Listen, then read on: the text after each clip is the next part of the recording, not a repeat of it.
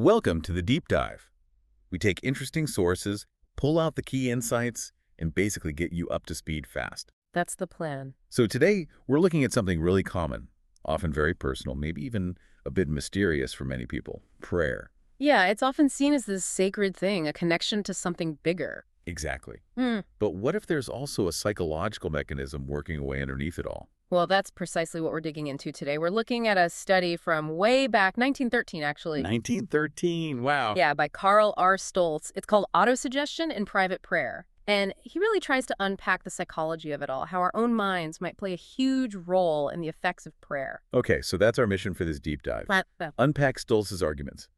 Because he had some pretty surprising ideas, right? he did. He wasn't happy with the two main views back then. Either prayer was just subjective fluff, easily dismissed, Out of imagination. or it was pure miracle, completely outside natural laws. He wanted to find a middle ground, almost. So he thought its power wasn't just divine intervention or just in our heads, but connected to, what did he call it, the marvelous ongoings of the mind. That's the phrase. Specifically, he zeroed in on autosuggestion, so hopefully you, listening, will get a fresh angle on this pretty universal human thing. Okay, let's dive in. So Stoltz saw these two camps, dismissive skepticism or pure miracle. Where did he start trying to bridge that? Well, he really valued the subjective power of prayer. He didn't dismiss it, but he also thought the natural laws it operates through are, in a way, part of God's activity. How so? He argued the whole natural order has a divine origin, and God expresses himself through these consistent natural ways. He called it the immanence of God, not something separate, but woven into reality. That's a pretty interesting frame. Okay, let's get to the core mechanism he talks about. Autosuggestion. What exactly did he mean by that term? He defined it quite specifically, a self-imposed idea which tends to realize itself automatically. Automatically. Yeah, and he said there are basically three essential steps or phases for it to work effectively, like a mental recipe, you could say. 3 steps. Okay, what's phase 1? Phase 1 is simply introducing the idea into your mind, and the key here is attention. Attention. Yeah, he called it mental pressure. You consciously force an idea into your awareness. You restrict your focus just to that. It's a deliberate narrowing. So concentrating hard on one thing. Right. But here's a neat point he makes. Even ideas that start outside, you say, from a sermon or something someone says, what he calls social suggestions, they can become your suggestions if you dwell on them, elaborate on them in your own mind. The line blurs. He even says the subconscious itself is a prolific source for these ideas bubbling up. Huh. So something external can become an internal driver. Makes you think, doesn't it? Okay, so you get the idea in your head. What's step 2? Phase 2 is faith in the idea's realization. And this isn't just, passively hoping. Stoltz calls it an uncritical acceptance. It's this acceptance that really kicks the subconscious into gear, getting it working towards making the idea a reality. Uncritical acceptance. And here's where it gets really interesting, maybe even a bit controversial for the time. Stoltz insists the outcome is not determined by the nature of the object of faith. What does that mean? He gives examples, like whether someone believes a simple bread pill will heal them, or a fancy drug, or their doctor. The key isn't the pill or the doctor itself. It's the belief. It's the expectancy of the reaction, what you expect to happen, the thing you credit with the power, the pill, the doctor, whatever that's actually, in his view, secondary. Wow. So the placebo effect isn't just some weird outlier. He's saying it's fundamental to how faith works here. Pretty much, yeah. It points to the power of our own minds and expectations. Okay, so idea introduced, faith or expectancy engaged. What's the third phase? Phase 3 is the self-realization of the idea. Once that idea is lodged in there and you've got that uncritical acceptance, it just tends to generate the power of self-expression. So it starts happening on its own. Automatically, yeah. Through the subconscious. Stoltz points out that most of our mental life is submerged beneath the threshold of consciousness. It's running in the background, constantly influencing us. Like background apps on a computer. Exactly. He uses terms like subconscious incubation ideas maturing under the surface. And he quotes another psychologist, Starbuck, who said, "Our nervous system grows in the direction of the expenditure of effort," meaning what we focus on, what we believe, our mind kind of reshapes itself to support it subconsciously. That makes a lot of sense, actually. Our inner machinery chugging away. Does this all happen instantly, or is there a time element? Oh, time is definitely a factor. Stoltz says the length of the period of subconscious incubation varies directly with the complexity of the idea. Meaning? Simple things, like maybe blushing when embarrassed, that can be almost instant. But complex stuff, like learning a difficult piece of music, a Beethoven sonata he mentions, Right. that takes time, repeated effort for the subconscious to kind of process it and make it happen smoothly. Okay, so effort, focus, time. But then he also talks about periods of rest, which seems a bit counterintuitive if it needs all this work. What's that about? It does seem that way, yeah. But he argues that after you've struggled with something complex, maybe hit a wall, taking a break can be really important. Like stepping away from a problem. Exactly. Think about learning to type. You practice and practice, hit a plateau, get frustrated, you stop for a day or two, come back, and suddenly it feels easier. Yeah, I've had that happen. Stoltz suggests two things are going on during that rest. One, the mental roadblocks, the friction from your struggle, they just kind of atrophy, fade away. And two, the correct impressions or pathways get a chance to mature quietly, without interference. It lets the subconscious incubation finish properly. So it clears out the noise from trying too hard. Pretty much. He even warns that without rest for complex ideas, you might actually reinforce the wrong ways of doing things. Interesting. So it's not just about pushing, but knowing when to ease off. Does that connect to what he called cessation of effort? Directly. He observed that often, just before a breakthrough, people feel like giving up.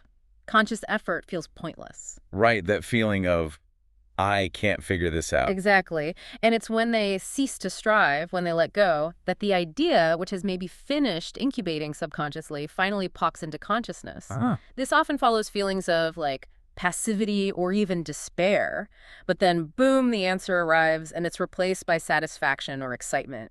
It's like the conscious mind was blocking the door, and only when it relaxes can the result come through. So autosuggestion sounds really powerful. Yeah. But is it like magic? Can you autosuggest anything? Did Stoltz see limits? Oh, yeah, he was very clear. It's not omnipotent. Its direct power is restricted to mental processes. Meaning internal stuff. Right. You can't auto-suggest a rock to hover in midair. He had a great line. No amount of auto-suggestion will bring the mountain to Muhammad. The most that it can do is to help Muhammad go to the mountain. Okay, so it works through the person, through your actions or internal state. Exactly. It influences you, your mind, your body, your actions, but not external physics directly. And secondly, it's limited by your own vitality, your organism's capacity. So physical limits. Yeah. An average person can't auto-suggest themselves into lifting a ton. Or if someone is very ill, their body might just not have the resources to realize the idea of health, even if they believe it. It works within the bounds of what your system can actually manage, even if it pushes those bounds. That sets some helpful boundaries. Yeah. Did he talk about different kinds of autosuggestion? Like, are some ways better than others? He did. He made two key distinctions. First, direct versus contrary autosuggestion. Okay. Direct is positive. You state what you want, like a child thinking, I'll have a pleasant dream. These usually work better because they only clamp the desired idea. And contrary. Contrary is negative, stating what you want to avoid, like, I will not have bad dreams.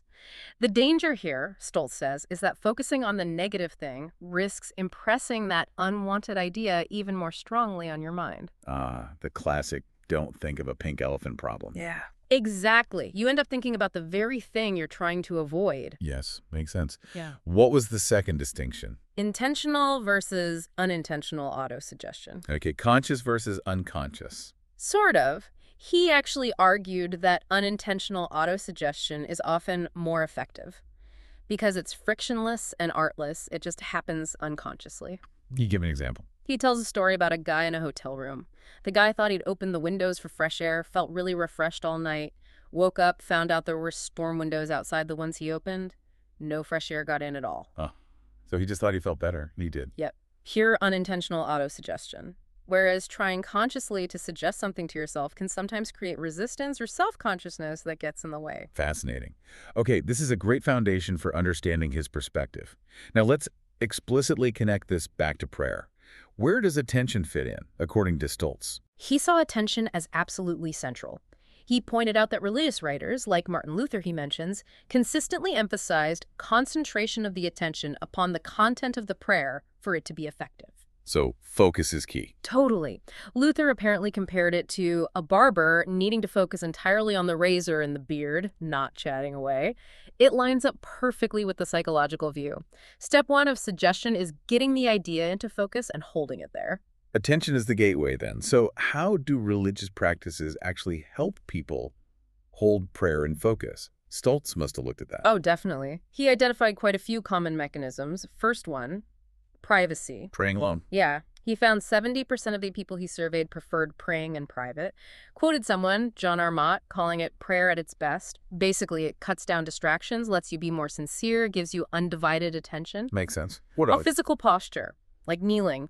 About 40% favored that. He saw it as a sign of humility, creating a sense of want, which makes the prayer more earnest. So the posture itself influences the mindset. Exactly. He even mentions things like extreme yoga postures like the Padmasana as ways cultures have developed to achieve intense focus and block out the world. Okay. And what about closing your eyes? Lots of people do that. Yep, 75% in his survey close their eyes. It simply shuts out distracting sights. Even if the room is quiet, if something moves, it grabs your attention. Closing your eyes removes that pull of moving stimuli. Less input, more focus. Got it. Then there's something he called motor automatism. Motor. What? Basically, the little unconscious physical things people do when praying deeply. Swaying slightly, clasping hands, maybe moving lips without making sound. Fidgeting, almost. How does that help? He thought it did two things. One, it actually facilitates the work of the brain, increases circulation a bit, stirs up nerve energy. And two, it provides an outlet for any irrelevant impressions that might pop into your head and distract you. So those little movements aren't distractions, they actually help focus. That's interesting. What about fasting? Fasting, too. He noted that excessive fasting could lead to altered states, ecstasy, maybe even hallucinations, which could really lodge prayers into the mind. Okay, extreme states. But what about just moderate fasting? Even that, he said, acts as mental discipline. It redirects energy that your body would normally use for digesting superfluous nutrition. He even quotes the author Upton Sinclair, claiming he did his best writing while fasting. And emotions. They must play a role. A huge role. Emotion. Things like fear, love, anxiety.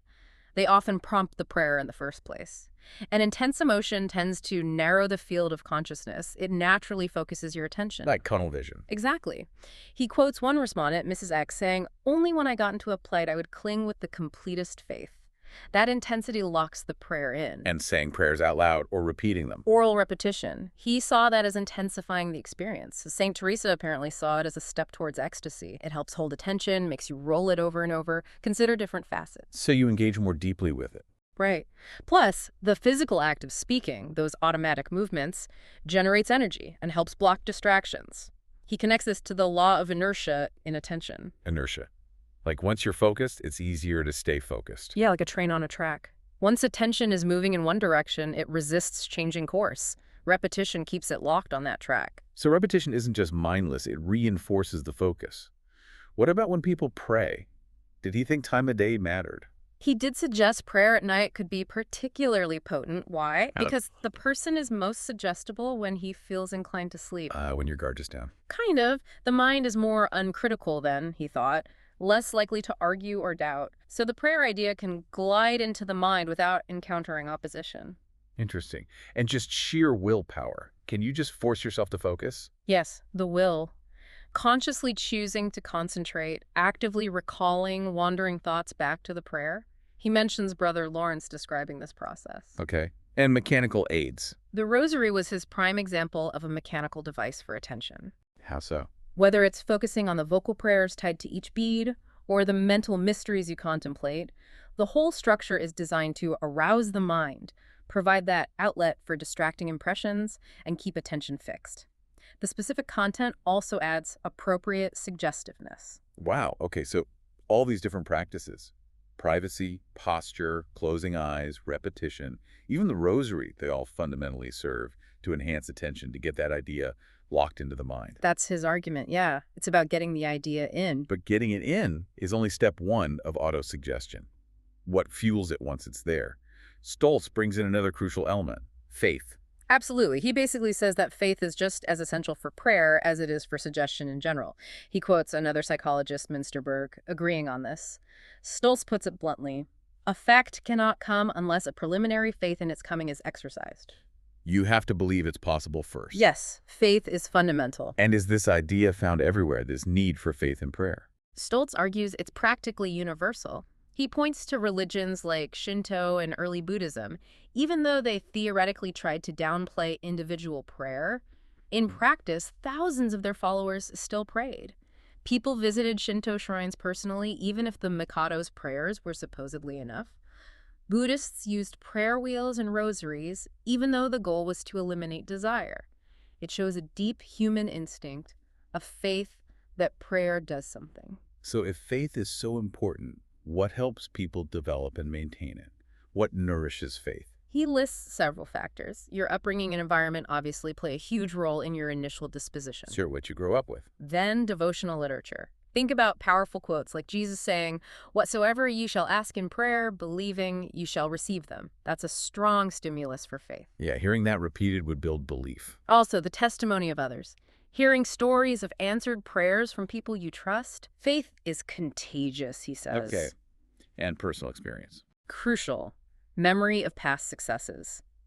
If your prayers have been answered before, even just once or twice, that tends to raise faith to a high power of efficiency. You remember what worked. But what about the times it doesn't work? We all have unanswered prayers. How does faith survive that? That's a great question.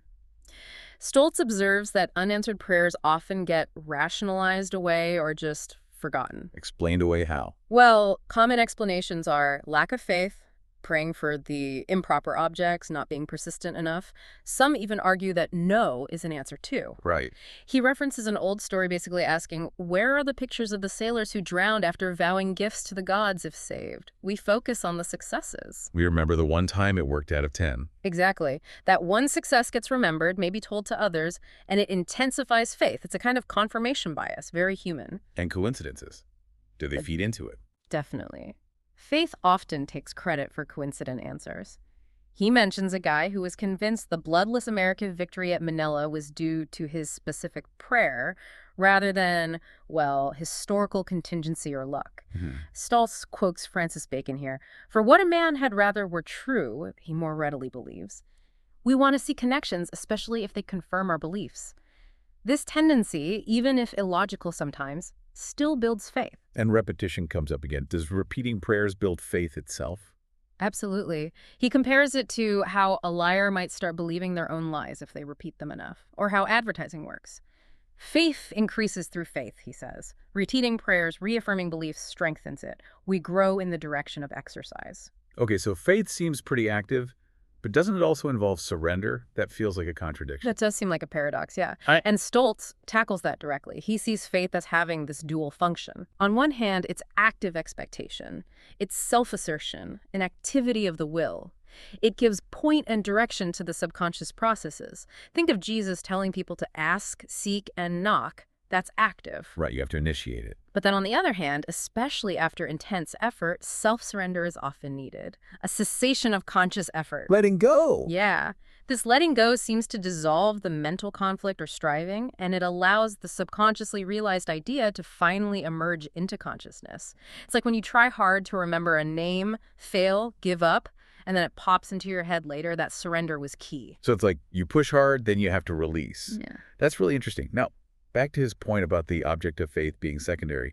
Does it really not matter who or what you pray to for the mechanism to work? This is maybe his most radical point for 1913. He observes that people get answers to prayer, whether they're praying to graven images, Buddha, the Virgin Mary, God. The reported efficacy is consistent across these very different objects. So he concludes it must be faith as such, which makes operative the laws of the mental life, not the specific divine figure or object.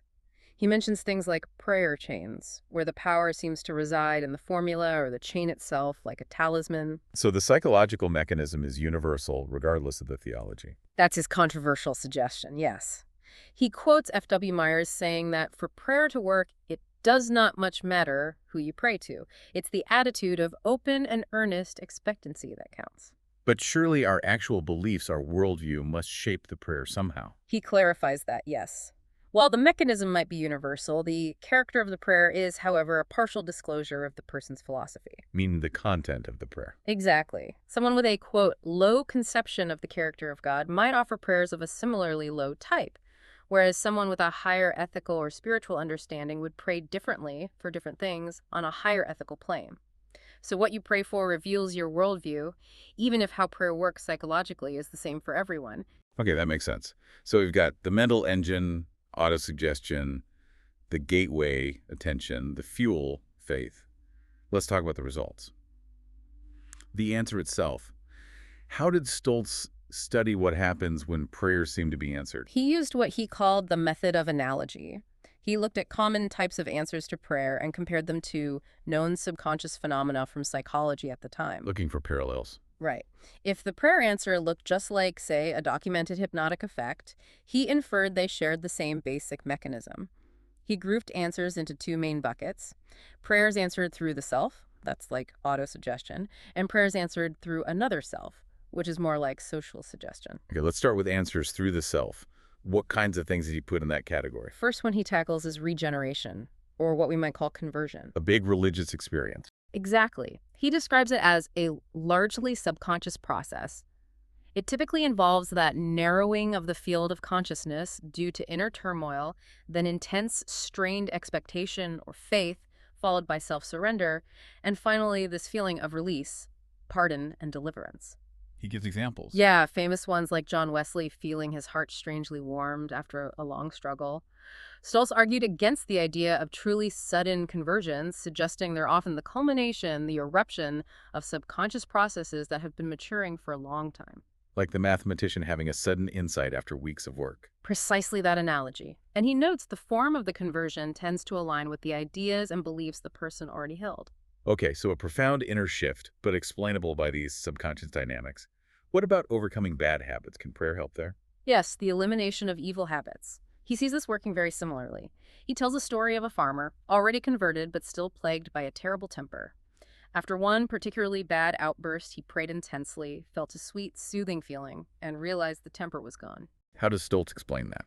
He draws a direct parallel to how hypnotic suggestion was used back then to treat things like alcoholism or chronic lying. In both cases, prayer and hypnosis, it's about lodging a mental impression like, I am free from this habit, and letting it automatically realize itself. So prayer is acting like a form of self-hypnosis, almost. In a way, yes, tapping into the same suggestive mechanisms. Okay, what about physical healing? That's a big one for prayer. The cure of disease. Again, he connects it to mental healing principles, which were gaining traction then. He shares an account of a mother critically ill with blood poisoning. Her family prayed, she recovered. And his take? He explains it through autosuggestion. The idea of health was strongly impressed, combined with firm expectation, faith, and a cessation of struggle, surrender, allowing the body's own vitality to take over. He used that empty quinine capsule story too, right? Yeah, the famous anecdote where patients got sick from sugar pills they thought were a strong emetic, and others felt better from sugar pills they thought were quinine. It shows the raw power of expectation.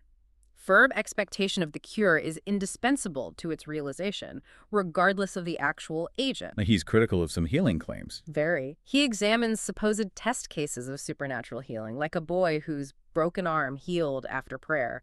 Stoltz points out it was actually a green stick fracture, which heals naturally anyway, but faith attributed it to prayer. So he's separating natural healing or placebo effects from miracles. Right. But he concludes positively, saying, religion has in it all there is in mental therapeutics and has it in its best form. Prayer bundles attention, faith, emotion, powerful therapeutic tools. Okay, so if mental healing works via suggestion, prayer taps into that effectively. What about guidance? People pray for wisdom or direction. Divine guidance. He sees answers here on a spectrum. It could be simply achieving mental repose and poise. Calming the mind allows for clearer thinking. He uses the example of the baseball player Billy Sunday, who supposedly prayed midfield and then made an amazing catch.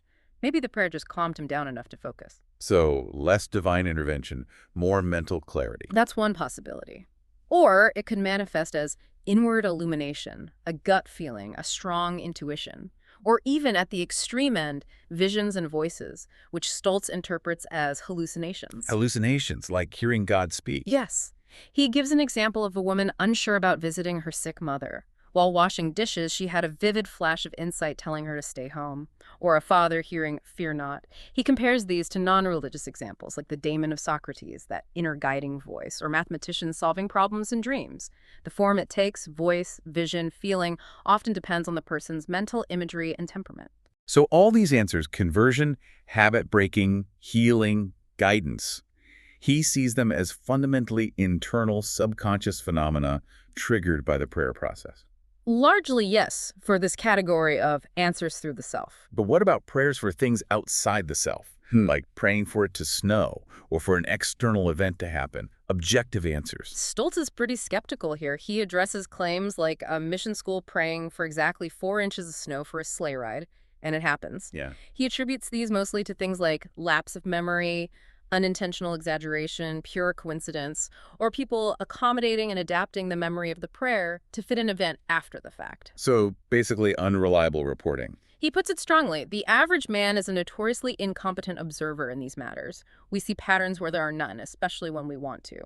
For him, genuine objective answers that violate natural laws rely on invalid evidence. Okay, that covers answers to the self.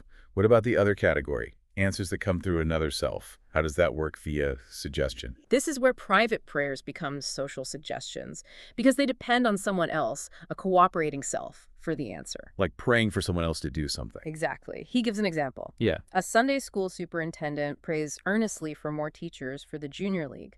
Then she makes indirect and direct appeals to the young women in the church. Weeks later, 2 volunteer. So the prayer motivated her actions, which then influenced others. Precisely. The prayer became a social suggestion transmitted through her efforts.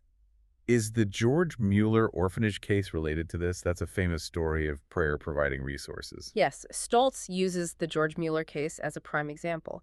Mueller ran orphanages apparently funded solely through prayer. How did Stoltz explain it psychologically? He argued Mueller's own simple trust was profound. But also, the public knowledge of the orphanage's needs spread through Mueller's reports and reputation created an irresistible appeal to people's sympathy and generosity. The prayer worked by activating social suggestion on a large scale. So it mobilized others. What about praying for someone, like intercessory prayer? Intercessory prayer, like a mother praying her son becomes a minister. Stoltz says it works similarly. The mother's prayer shapes her attitudes, expectations, and subtle communications towards the son over years, gradually building the idea into his own character through these persistent social suggestions. Okay, that makes sense if the person knows about the prayer or feels the influence. But what if the other person isn't consciously aware someone is praying for them? Can it still work? This is where it gets really subtle.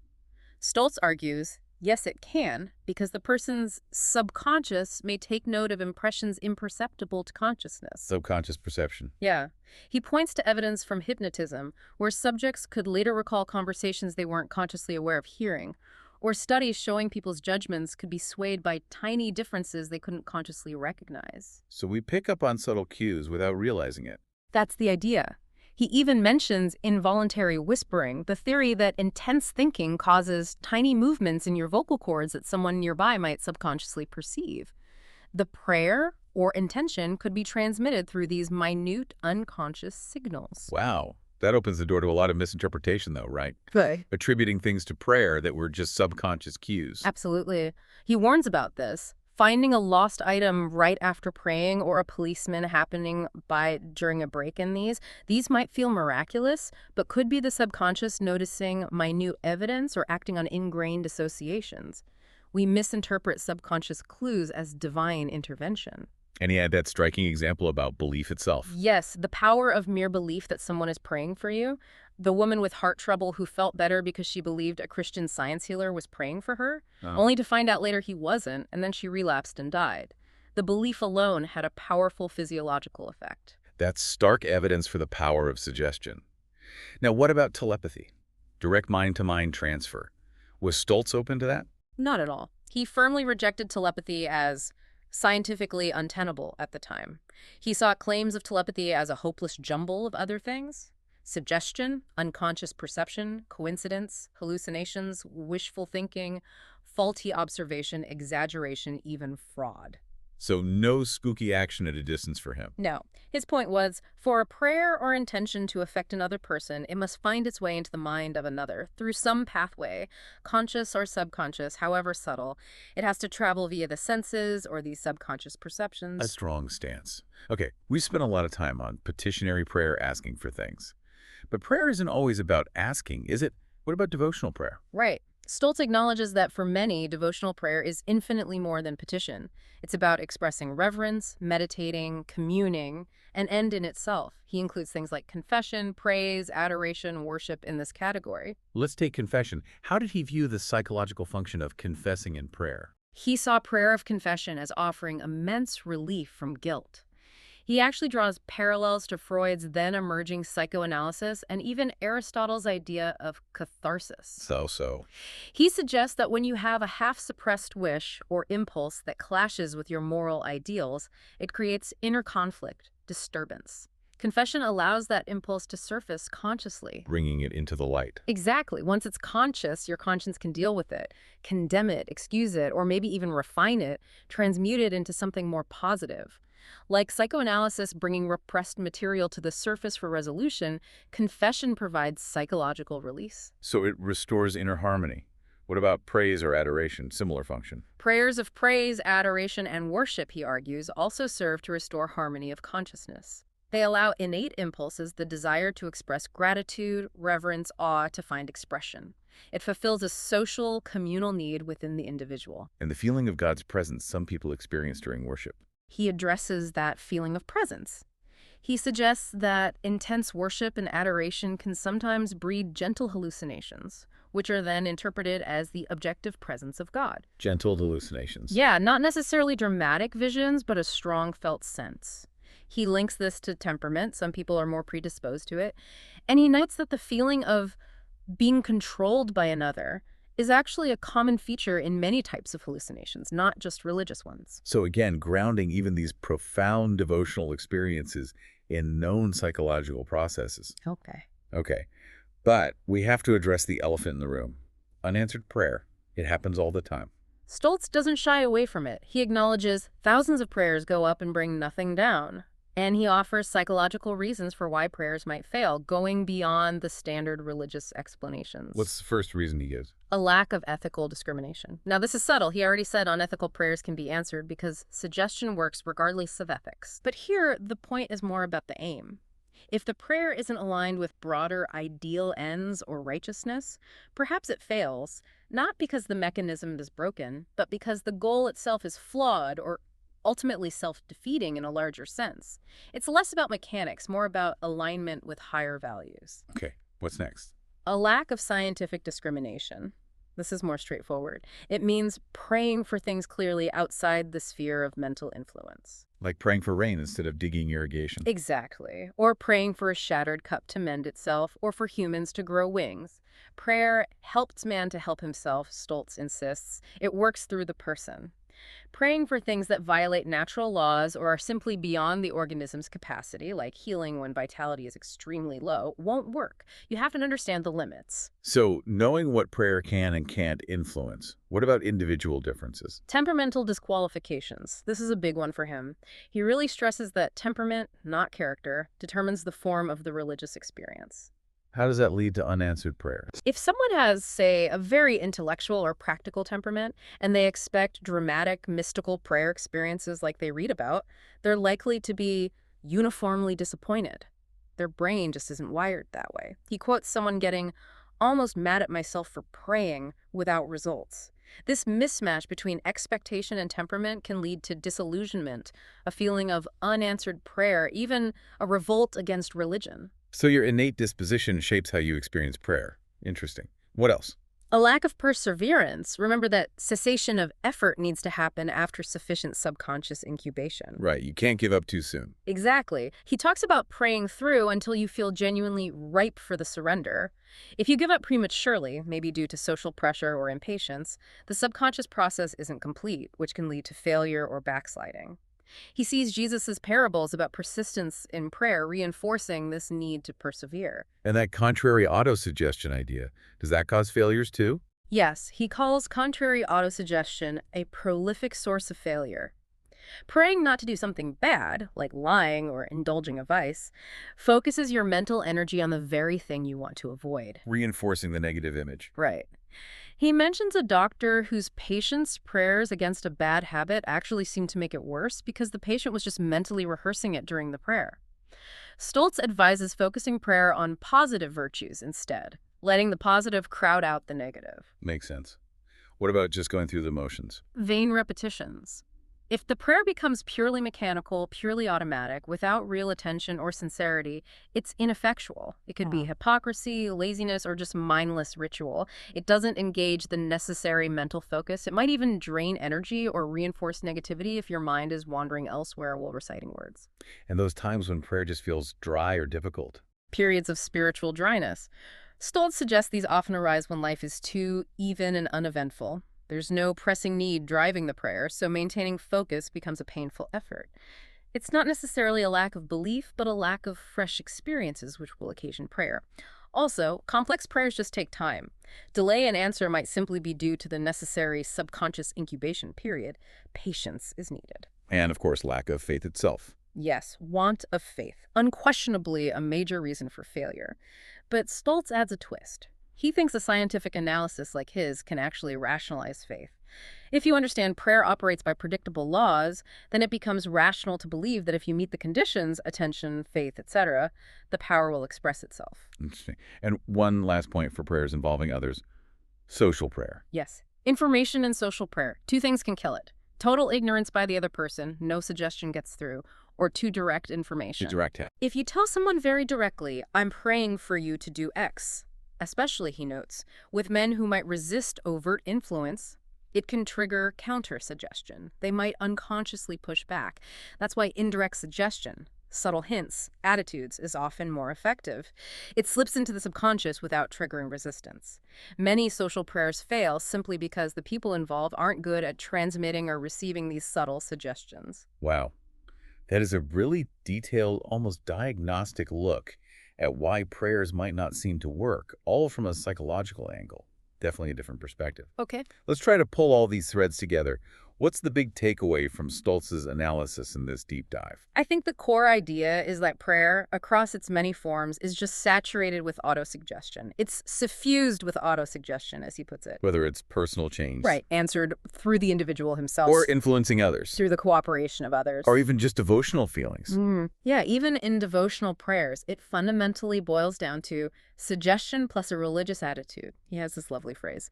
Suggestion is swallowed up in prayer. Suggestion swallowed up in prayer. I like that. But if we accept this psychological view, does it diminish prayer? Does anything important get lost? Stoltz argues forcefully. Nothing of eternal value is lost. In fact, he sees this view as affirming prayer's value. How so? Well, first, utility. He argues prayer is demonstrably useful. It has selective value in evolutionary terms. It furthers adaptations to the environment. How does it do that? Think about it. Regeneration, conversion can turn lives around. Breaking bad habits improves well-being. The mental healing aspects promote health. Seeking guidance leads to better decisions. Even devotional prayer restores inner harmony. All these things contribute to a more abundant life. He concludes, the praying individual is likely to survive his unbelieving fellow man. Prayer isn't sickness, it's a normal source of power. Okay, so it's practical. Yeah. What else? It conserves an element of free will. While our background matters, Stoltz believes we are morally responsible because through voluntary attention and effort in prayer, we can consciously choose to activate these psychological laws that shape our character. We choose what to focus on. We have agency in the process. And what does this view imply about God? Does psychology explain God away? Stoltz says psychology neither proves nor disproves the existence of God. That's outside its scope. But it does reveal something about the nature of God if God exists. Which is? A God who reveals himself in law and order. God isn't found only in the exceptions, the miracles, but is manifesting himself wherever laws operate, including the psychological laws of prayer. So get rid of the barrier between sacred and secular. Exactly. Demolish that artificial barrier. It's the one and the same God manifesting in gravity and in an answered prayer. Prayer isn't a separate magical system. It works through the laws woven into reality. Which leads to his point about prayer changing us, not God. Precisely. Prayer does not change God's purpose. God's purpose is expressed in the consistent laws. Instead, the purpose of man himself changed through prayer. Through prayer, we align ourselves with that divine order. Prayer becomes God's best opportunity for self-expression and self-expansion through our willing participation. That is a really profound way to frame it, especially coming from 1913. It feels quite modern in some ways. So the final thought for you, listening. If we understand these natural psychological laws underlying prayer, as Stoltz suggested, if it makes prayer seem more predictable, maybe more accessible, Ah, does that make it less miraculous? Or could it point to a different kind of miracle, one embedded in the very fabric of our minds and the universe itself? something deep to chew on there. A really fascinating perspective from Stoltz.